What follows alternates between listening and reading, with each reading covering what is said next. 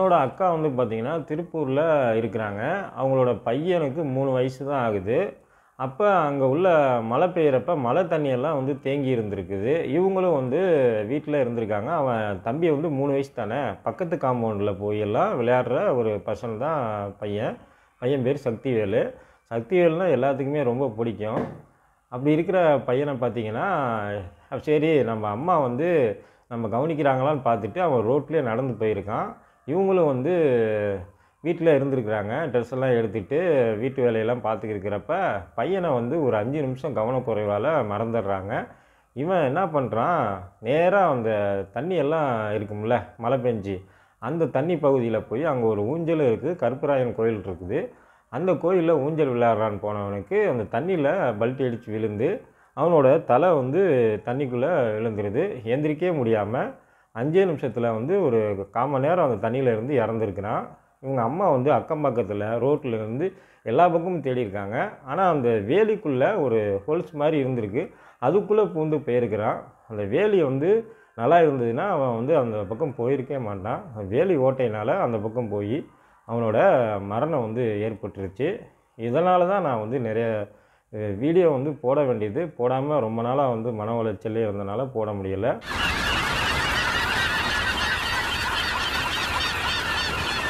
Hello viewers, நாம் இன்றைக்கி பார்க்க போகிறது வாழை அப்படிங்கிற படத்தை பற்றி தான் நம்ம இன்றைக்கி பார்க்க போகிறோம். குளம் அப்படிங்கிற அந்த கிராமத்தை பற்றி தான், அதை சுற்றி உள்ள பகுதியை பற்றி தான் இந்த படத்தில் சொல்லியிருக்கிறாங்க. வாழை தோப்புக்குள்ளே பண்ணையார் இருக்கார்ல, அவங்கள்ட்ட வேலைக்கு போகிற 2 பசங்க ஸ்கூலுக்கு போகிற பசங்க. அந்த ஸ்கூலுக்கு போகிற பசங்களில் கூலிக்கு வேலைக்கு போக சொல்கிறாங்க. வீட்டில் ரொம்ப நிலைமை சரியில்லை, எல்லாருக்கும் கஷ்டம்.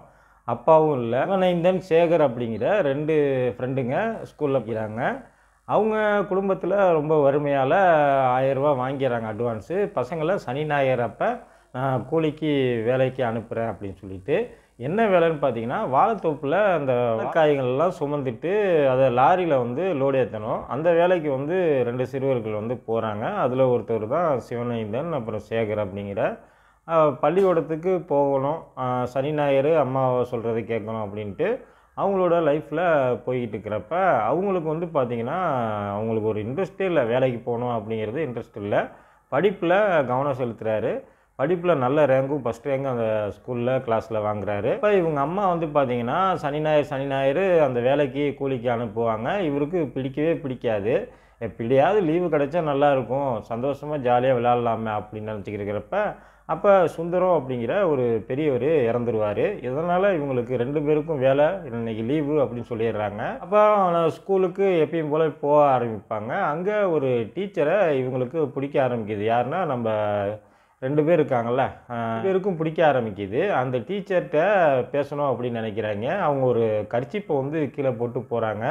தம்பிங்களா எதுக்குடா வெளியில் இன்றைக்கி முட்டி போட்டிருக்கீங்கன்னு கேட்க, அப்போ தான் அந்த டீச்சர்கிட்ட பேசி பழக ஆரம்பிப்பாங்க. அந்த கர்ச்சீப்பு ஒன்று இவன் எடுத்து வச்சுக்குவான், சிவாங்கிற அந்த பையன் எடுத்து வச்சுக்கிட்டு அந்த வாசனையை மோந்து பார்த்துட்டு ஒரு பாட்டு பாடுறா அப்படின்னு சொல்லிட்டு அந்த டீச்சருடைய நேமில் பாட்டெல்லாம் பாடுவாங்க. வீட்டுக்கு போனால் அக்கா வந்து அந்த கர்ச்சீப்பை துவைக்கிறப்ப பார்த்துட்டு, இது யாரோட கர்ச்சீப்டான்னு கேட்குறப்ப, இது என்னோடய டீச்சரோட கர்ச்சீப்பு, அதை நல்லா சுத்தமாக துவைச்சி வைக்கா அப்படின்னு சொல்லிட்டு அந்த கர்ச்சீப்பை வந்து அவனுக்கு கையாலேயே துவைக்கிறான். அப்போ அந்த சமயத்தில் சனி ஞாயிறு வருது, வீக்கெண்டு.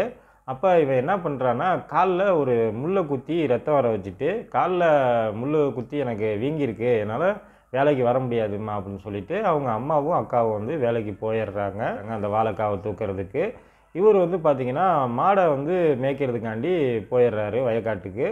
அங்கே பார்த்தீங்கன்னா டீச்சர் வந்து ஒரு வண்டியில் வராங்க எக்ஸலில். பார்த்துட்டு, இங்கே என்னடா பண்ணுற சிவனைந்தன் அப்படின்னு சொல்லிட்டு, டீச்சர் நீங்கள் எங்கே போகிறீங்க, நானும் வரலாமா அப்படின்னு சொல்லிட்டு அவங்க ஒரு ரைஸ் மில்லுக்கு போகிறாங்க. இவனும் கூடவே போயிடுறான். பார்த்தீங்கன்னா மாடு வேற இருக்கேடா, எப்பட்றா வருவ அப்படின்னு கேட்க டீச்சரு, அதெல்லாம் ஒன்றும் இல்லை டீச்சர், நல்லா கட்டி வச்சுருக்கேன், எங்கேயும் போகாதுன்னு சொல்லிட்டு அப்புறம் அங்கெல்லாம் முடிச்சுட்டு வருவாங்க.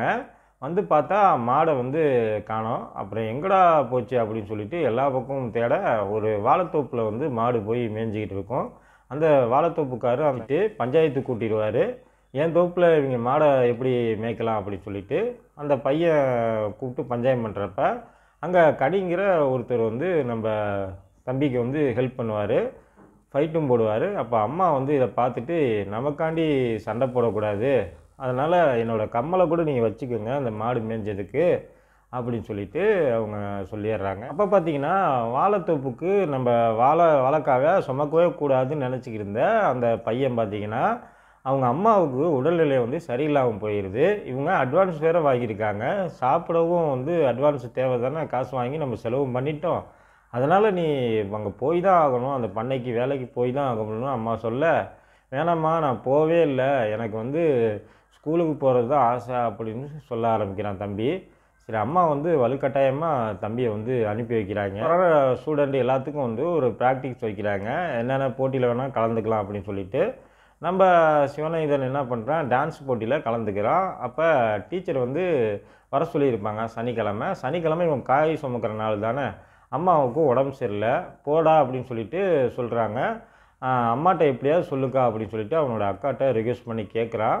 அவங்க அக்காவுக்கும் என்னடா பண்ணுறதுன்னு தெரியாமல் வண்டியில் லாரியில் ஏறிடுவாங்க. சரி, அம்மாவுக்கு தெரியாமல் நான் சமாளிச்சுக்கிறேன், எப்படியாவது சாயந்தரத்துக்குள்ளே வந்துடுறான்னு சொல்லி அனுப்பிச்சிடுறாங்க. அவனும் காலையில் சாப்பிட்ருக்க மாட்டான், பசியோடு சரி டான்ஸ் கிளாஸுக்கு போகலான்னு ஸ்கூலுக்கு போய் சூப்பராக பர்ஃபார்மன்ஸ் பண்ணி டீச்சர்ட்டி நல்ல பேர் வாங்கிடுறான். டீச்சர் வாடா வீட்டுக்கு போய் சாப்பிட்டு போகலான்னு சொல்ல, இல்லைங்க டீச்சர் போகிற வழியில் வாழைப்பழம் எதாவது இருந்தால் சாப்பிட்டு போயிடுறேன் வீட்டுக்கு அப்படின்னு சொல்லிட்டு அவன் வாழைத்தோப்பு வழியாக வர்றப்ப ஒரு வாழை மரத்தில் நல்லா பழுத்த பழம் 2-3 பழம் இருக்குது. அதை பறித்து திங்கிறப்ப வாழைத்தோப்பில் சொந்தக்காரன் ஒருத்தன் வந்து பிடிச்சி இந்த வாழை மரம் சாயாமல் இங்கேயே சாயந்தரம் வரைக்கும் பிடிச்சிக்கோ அப்படின்னு சொல்லிட்டு அவனை அடின்னு அடிக்கிறாங்க. பசியில் இருக்கிற சிவநேதன் என்ன பண்ணுறான், அவரை தள்ளி விட்டுட்டு அங்கேருந்து விடியாந்து வீட்டுக்கு வந்துடுறான். வீட்டில் ஏதாவது சாப்பிட இருக்கும் அப்படின்னு சொல்லிட்டு சாப்பாடெலாம் தட்டில் போட்டுட்டு சாப்பிட ஆரம்பிக்க, அம்மாவுக்கு உடல்நிலை சரியில்லை தானே, ஏதோ யாரோ ஊட்டுற மாதிரி இருக்குதுன்னு சொல்லிட்டு அடுப்பாங்கரைக்கு வராங்க. அப்போ சிவநேதன் அங்கே சாப்பிட்டுக்கிட்டு இருக்கான். ஏண்டா நீ உன்னைய வேலைக்கு தானே போக சொன்னேன், அவன் கேட்டால் என்னடா பதில் சொல்கிறது அப்படின்னு சொல்லிட்டு குச்சி எடுத்துகிட்டு அடிக்க வராங்க. அதை பார்த்துட்டு பயந்துட்டு அவன் ஓடுறான். ஓடி போய் பார்த்திங்கன்னா தண்ணி இருக்குது, தண்ணியில் வந்து படுத்துட்டு அவனுக்கு வெறும் மயக்கமாக வருது பழக்கு, மயங்கிக்கிட்டே இருக்கான், கனவெல்லாம் வருது பசி மயக்கத்தில். அப்போ அந்த நேரத்தில் எழுந்திரிச்சு வந்து பார்க்குறப்ப ஊர் ஃபுல்லாக பார்த்திங்கன்னா பிணங்களை வச்சுக்கிட்டு அழுதுகிட்டு இருக்காங்க. எல்லாம் என்னடா இத்தனை பிணங்களா, இத்தனை சாவா விழுந்திருக்கு எப்படி அப்படின்னு சொல்லிட்டு அதிர்ச்சியில் வரப்ப லாரி வந்து கவிழ்ந்து 19 பேர் வந்து இறந்துருப்பாங்க. சம்பவத்தில் சேகர், கனியண்ணன், அப்புறம் இவங்களுடைய அக்கா, நம்ம சிவநேதனோட அக்கா, அவங்களும் இறந்துருப்பாங்க 19 பேரில். வீட்டுக்கு போனால் அம்மாவும் வந்து கதறிக்கிட்டு இருப்பாங்க அக்கா இறந்ததுக்காண்டி. சரி போய் அடுப்பாங்கரையில் ரொம்பவும் பசியாக இருந்த சிவநேதன் மறுபடியும் அடுப்பாங்கரையில் போய் ஏதாவது சாப்பிட்லான்னு பார்த்துட்டு அம்மாக்கிட்ட ரேஷன் கார்டு வந்து கேட்பாங்க, இறந்தவங்களுடைய ரேஷன் கார்டு வேணும்னு சொல்கிறப்போ பேருக்கு ரேஷன் கார்டு எடுக்கிறதுக்காண்டி அடுப்பாங்கரைக்கு வரவங்க மறுபடியும் நீங்கள் வந்துட்டியா அப்படின்ட்டு அம்மா அடிக்க போகிறாங்கன்னு சொல்லிட்டு பயந்துட்டு உளுந்தடிச்சிட்டு ஓடுவான். ஓடி போய் மறுபடியும் இந்த தண்ணியெல்லாம் இருக்கும்ல அந்த கால்வாயில் போய் படுத்துட்டு அவன் பார்த்திங்கன்னா அதோட அவன் பசி மயக்கத்தில் உயிர் இழந்துடுறான். 20 பேர் அந்த சம்பவத்தில் இறந்துருவாங்க சிவநேதத்தையும் சேர்த்து. கல்வி முக்கியம்தான், அதே மாதிரி காசு முக்கியம் அப்படின்னு சொல்லிட்டு இந்த பண்ணையார்கிட்ட அவங்க அம்மா அப்பா வந்து கூலி வேலைக்கு சிவநேதத்தை அனுப்பியிருப்பாங்க. அதெல்லாம் பார்த்திங்கன்னா பார்க்குறதுக்கே நமக்கு கண்ணீர் முழுக்க செய்யும், அழுவையாகவே வரும்.